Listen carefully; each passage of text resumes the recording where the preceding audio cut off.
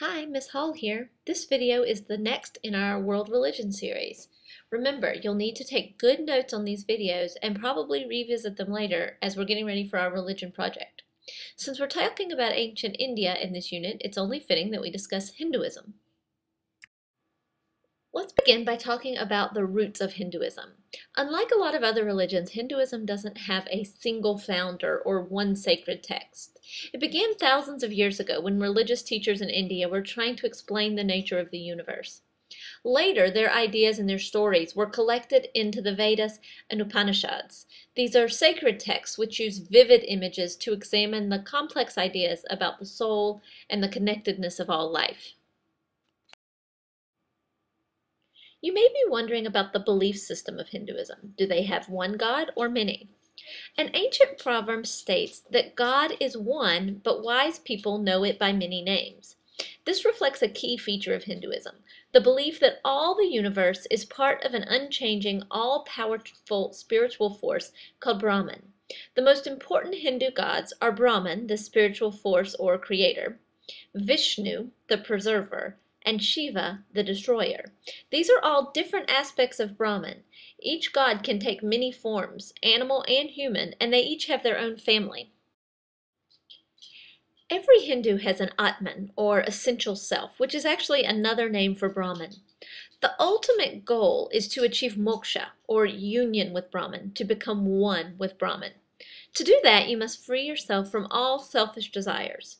Most people cannot accomplish it in one lifetime, but Hindus also believe in reincarnation, or rebirth of the soul in another bodily form, which allows them to continue working to moksha throughout several lifetimes. Hindus believe you can come closer to achieving moksha by obeying the laws of karma. Karma is the idea that all the actions in a person's life affect his or her fate in the next life, and that existence is ranked. Brahman is at the top, followed by humans, then animals and plants, and at the bottom are objects like rocks. People who live virtuously earn good karma and are reborn at a higher level, and those who do evil are reborn into suffering. This cycle of death and rebirth is often symbolized by the image of the wheel, like the one you see here. To escape this wheel of fate, Hinduism stresses the importance of dharma. Dharma is the religious and moral duties of an individual. These duties vary according to class, occupation, gender, or age. By obeying one's dharma, a person acquires merit for the next life.